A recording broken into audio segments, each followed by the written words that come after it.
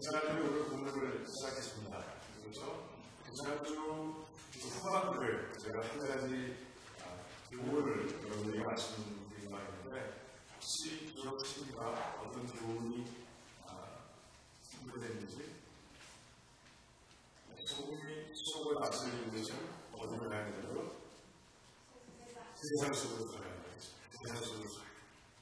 세상 속으로 들어가야 됩니다. 소금이 음식에 떨어지지 않으면 아무 소용이 없는 거예요. 그리고 빛도 마찬가지라고 얘기합니다. 빛이 어디다 든다고요?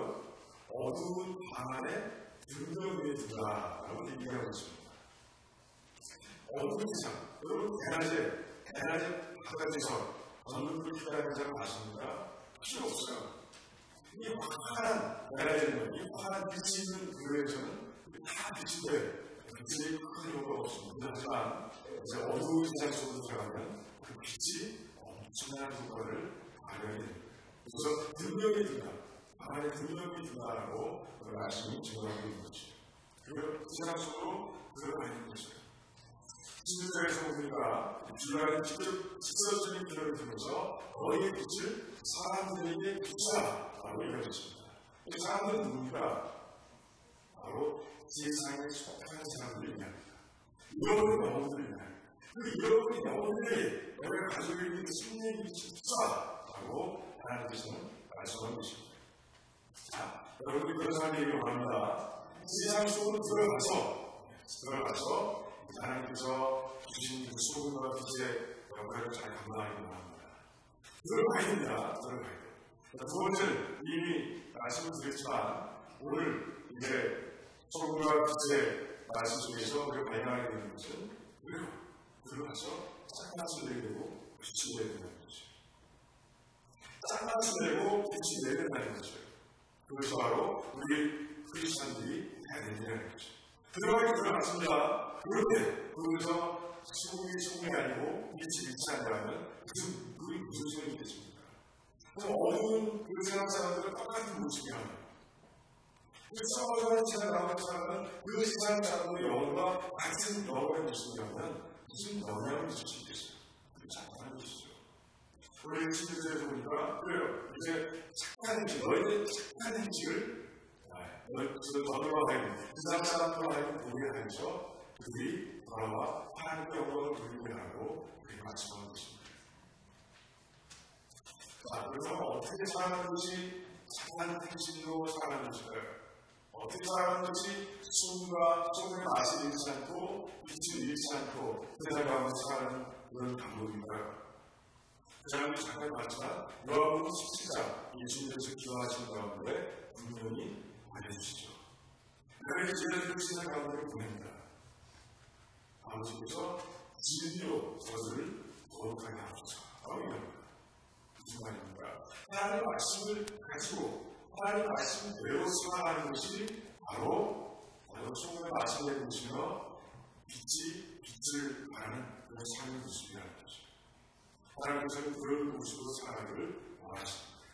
여러분의 삶이 그런 삶이 되기를 원합니다. 그래서 그렇게 정말 하나님의 말씀대로 살아가는 가운데 여러분을 통해서 잃어버린 영혼들이 하나님께로 돌아와 믿고 영광을 돌리는 놀라운 역사가 일어나기를 주님의 이름으로 축원드립니다. 사실 오늘 13절부터 16절까지 말씀은 이게 답니다. 세상으로 들어가, 그리고 세상에 들어가서 소금의 맛을 내라, 그리고 빛을 내라. 이것이 바로 말씀의 전부예요.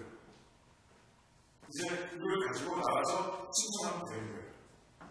저는 이번 미전 설교를 통해서 최기철 선교사님 부부와 3박 4일 동안 시간을 보내면서 이분들이 바로 오늘 말씀처럼 살아가는 사람들이구나 하는 것을 제가 발견하고 있습니다.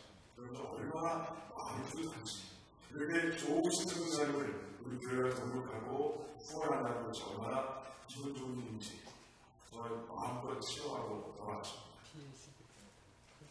그리고 최기철 선교사님 부부는 1년 반 전에 도미니카로 가셨어요. 근데 1년 반 전에 도미니카에 도착하기 전에 정말 얼마나 많은 장애인들을 만났는지 몰라요.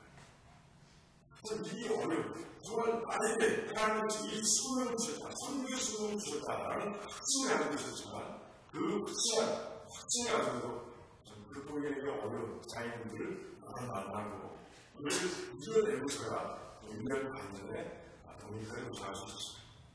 첫 번째 장애인은 무엇인가? 바로 대정적인 문제였습니다. 사실 IMB, 인터내셔널 미션 보호들이 그 안에 선교하십니다. 선교를 돕는, 제1회 선교를 돕는 그런 단체예요. 그 단체를 통해서 나가기만 하면요, 대정적으로 아무 문제가 없어요. 선교에만 집중하시도록 정말 모든 부분을 대정적으로 더 어렵지 않도록 그렇게 채워주는 게 바로 IMB의 정책이에요. 그런데 선교사님께서 떠나시기 정말 선교들 떠나기 몇 년 전에 법이 바뀐 거예요. 어떻게 바뀐다면 50세 이후에는 IMB에서 선교적 재정을 지원하지 않는다. 이렇게 된 거예요. 50세 이전에 나가야만 후기 재정적인 지원을 받게 되는 거예요. 그런데 선교사님 나가실 때가 50세가 넘어졌어요. 한층이 넘어졌어요. 왜가 그걸 몰랐을까 제가 해봤는데 이미 선교사님은 그 몇 해 전에, 그 거의 바뀌기 몇 해 전에 신청해 주셨어요. 그런데 IMB에서 마침 막내딸이 사춘기지 않느냐라고 얘기합니다. 자녀가 사춘기에 선교를 나가서 좀 급격한 변화를 겪으면 굉장히 인격적으로 문제가 될 수 있나요? 그러니까 사춘기를 보내고 나가기 좋겠다라고 얘기하면서 그 선교 신청을 받아주지 않은 거예요. 그래서 이제 대학까지 나이가 돼서 그때 신청하려고 하니까 벌써 그 커트라인, 나이 제한을 넘어서고 가는 거예요. 아이들 사실 있죠. 아니, 너희들이 왜 신청했는데 이런 경우는 예외를 찾아야 되는 거 아니냐? 라고 그간에 얘기했지만 법이 바뀌고 나고 그리고 선교 재정도 우리 그간이 어려워지는 가운데서 받아들이지 않았어요. 그래서 선교사님은 여러 교회들을 컨택하고 또 기도하고 했지만 충분히 재정이 확보되지 않은 거예요. 어렵지 않습니까? 재정이 확보되지 않은 가운데 선교에 나가는 건 그건 참 힘든 일입니다. 하지만 선교사님은 내가 하나님을 아는데 하나님께서 모든 걸 책임지시겠지 하나님은 믿음을 가지고 그리고 독립하러 출발했던 거예요. 참 보통 사람 같으면 참 견디기 힘든 정말 극복하기 힘든 장애물을 이제 하나 넘어선 그런 선교 장애물이 제가 그 이야기 들으면서 얼마나 도전받았는지 몰라요. 두 번째 장애물은요, 교회였어요. 교회가 어떤 정말 그 12년 전에 개척해서 잘 성장케 한 그런 교회였습니다. 그 목사님께서 선교사로 나가겠다고 그 서원할 때 그리고 발달하고 보호할 때만 해도 정말 기쁘게 이끌었던 그런 교회였어요. 그러니 성도들이 얼마나 놀랬겠습니까? 아니 무슨 소리입니까? 12년 동안 정말 그 고생하시면서 지금 잘 교회를 세워오셨는데 왜 성도들이 나가시는 겁니까? 라고 성도들이 울면서 말하는 거예요. 아무 말이나 말하는 거예요.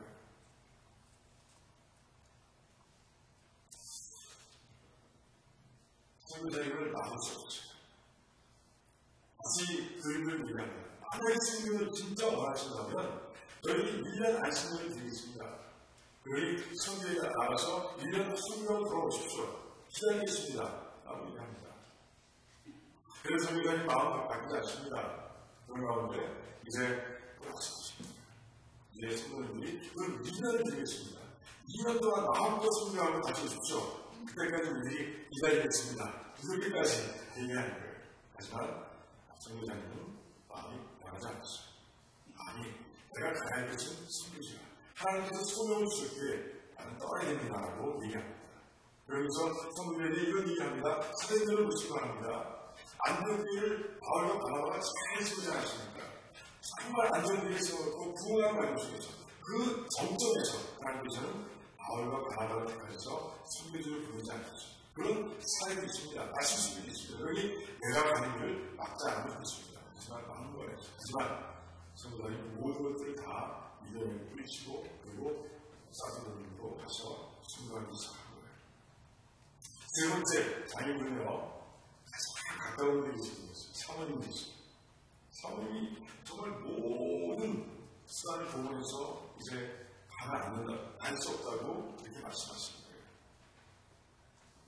사실 선교사님은 필리핀에서 처음에 필리핀으로 나가서 선교를 감당하셨어요.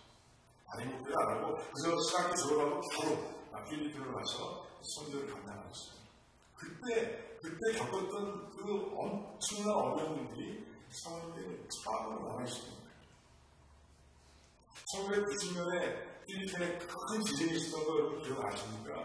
뉴스 기사를 기억하시는 분이 있을지 모르겠어요. 2000년 정도가 그때 지진을 죽었습니다. 그때 남편과 헤어진 거예요. 그 3박 4일 동안 자녀들과 함께 피해자 수용소에서 남편이 사는 줄 모르고 죽은 줄 모르고 기다리다가 3박 4일 만에 남편을 만났던 그런 순간이 있었고요. 저 선생님이 얼마나 어려운 것입니까? 그 어려운 행동 속에서 그 아이가, 큰 아이가 해병에 걸렸는데, 병에 걸렸는데 낫지 않는 거예요. 거의 죽을 뻔하다가 살아났던 그런 아픈 추억도 그 사모님께 있는 거예요. 자라고 놀란 것은 숲등 떠보고 놀란다는 사실. 그런데 또 성전이에요. 그것도 잘 교회가 성장해가는 가운데 있는데 안정되어 있는 그 교회를 다 내놓고 어떻게 성교를 할 수 있는가. 모든 걸 다 들었어. 대접적인 문제까지 들었어. 그래서 당장은 살 수 없다까지 얘기까지 하면서 사모님이 굉장히 알겠어요. 하지만 선교사님의 구조는 바꿀 수 없었습니다. 소멸이라는 게 소멸이다. 그러면서 말했지만 또 그 사도 도민교수도 3개월 동안 계속해서 사모님이 당황하시고 어려워졌어요. 이해가 됩니다. 이해가 돼요. 이해가 안 되겠습니다. 제가 가서 보니까 이해가 돼요. 정말 어려운지. 근데 하나님께서 또 선교사님의 기도를 들어주십니다. 내 안의 마음을 하나님 동해주십시오. 그래야 제가 선교할 수 있죠. 라고 기도합니다. 하나님께서는 하나님의 방법으로 사모님의 마음을 돌려주십니다. 그럼 밭대기라고 들어보셨습니까? 사탕수수 농장에 슈거케인 플랜테이션. 거기서 하루는 목사님과 함께 이제 방문합니다. 그런데 그 밭대기에서 어린아이를 본 거예요. 그 아무것도 없어서 맨발로 다니는 그 아이들. 영양에서 둘에서 정말 이좀 말라있는 아이들.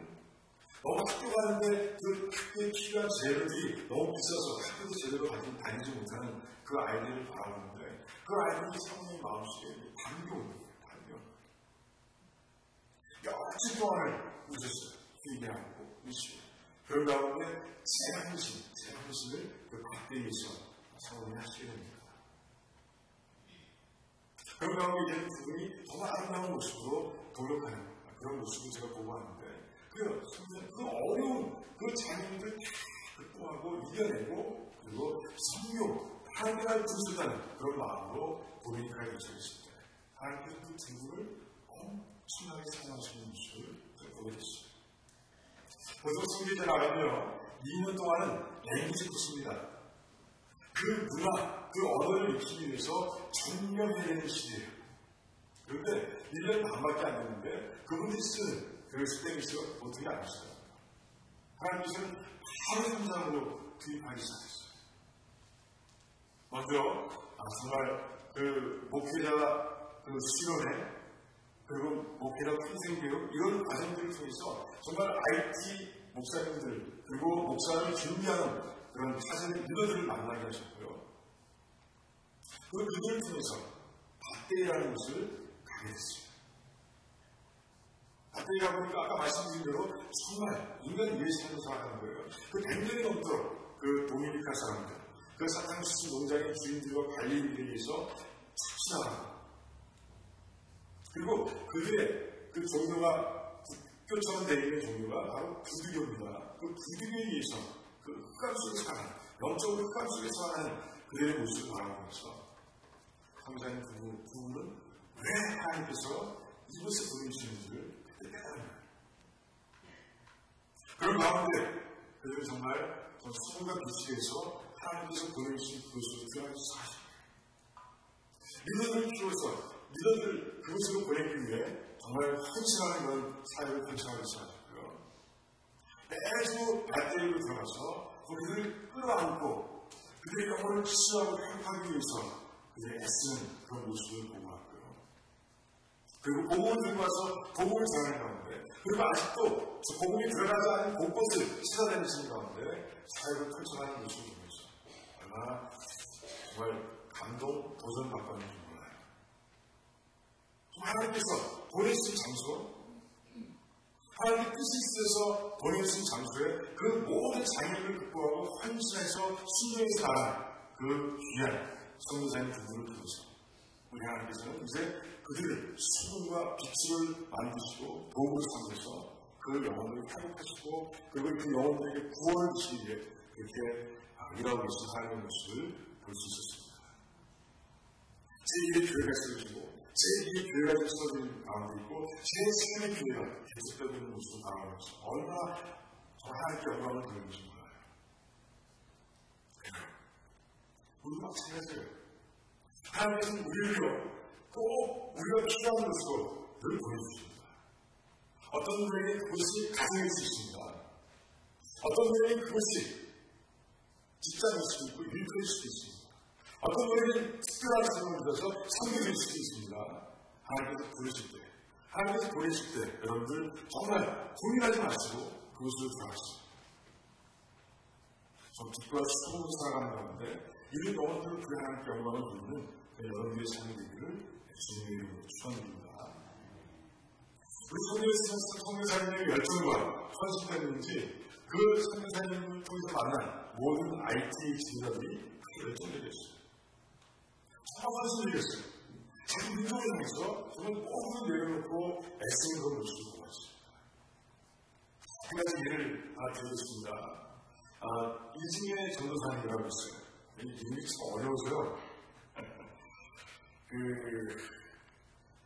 로카티아 첫 번째 개척한 교회가 이름이 로카티아 지휘교회 교회라고 해서 로카티아 교회. 그 로카티아 교회에서 이제 사회를 담당하고 있는 전도사예요. 근데 작년 크리스마스 이브 때 선교사님께 전화가 온 거예요. 그러니까 지금 두 번째 개척한 교회가 건물자 쓰시잖아요. 왜? 관리자들하고 그 부귀교인들이 방해하는 바람에 벽만 세워놨어요. 벽하고 들어갈 수 있는 구멍만 하나 만들어놨어요. 지붕도 없어요. 그런데 크리스마스 이브 밤 그리고 새벽까지 지붕도 없겠다는 거예요. 밤을 이용할 수밖에 없고 크리스마스 이브를 이용할 수밖에 없는 이유를 설명합니다. 관리자들 그리고 모든 사람들 다 이제 그날을 쉰다는 거죠. 자기를 감시하는 사람이 없다는 거예요. 그걸 방방서 있다 보니까 비가 오면 예를 들 수 없는 거예요. 그 가슴에 한번 미치겠다는 거예요. 그래서 정말 감스러워서 몇 사람 데리고 가서 그 제2의 지어나가는 교회에 내가 지금은 없겠습니다라고 얘기해요. 어느 일이 있습니다. 위험을 물었어야 되는데 왜? 관리자들이 얘기했습니다. 이 구조물에 뭐 하나도 없는 사람 내가 잡아서 감옥에 가지겠다고 해서 이 엉터를 놓은 후였습니다.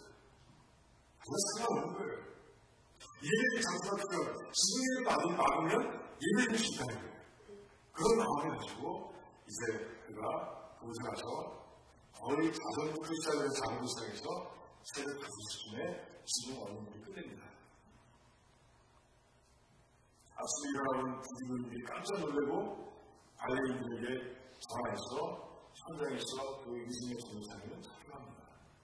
10분을 감옥에서 고생하다가 나오게 됩니다. 그런데 뭘 하고 일어납니다. 이제 그 지붕을 얹어놓은 장소에서 사모님이 예배드리기 시작합니다. 왜 예배드리기 신기하냐? 이제 구성을 지붕을 얹은 후에 관리인들이 얘기하는 거예요. 여기서 예배드리면 다 전화가 감옥에 가고 있다라고 엉터를 떠는 거예요. 상관없어요. 상관없습니다. 이제의 그 빛과 수공의 행동을 본 그 친구들이 모이기 시작합니다. 주일마다 모여서 예배드리는 거예요. 그런데 나이 갈수록 숫자가 줄어드는 것이 아니라 나이 갈수록 지금 부흥하고 있다고 합니다. 얼마나 감사한지 몰라요.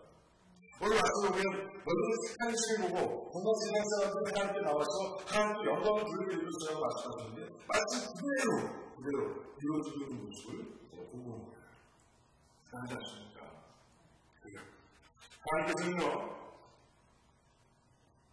영적인 변화를 위해서, 영적인 변화를 위해서 여러분이 수분과 빛으로 만들어주신 거예요.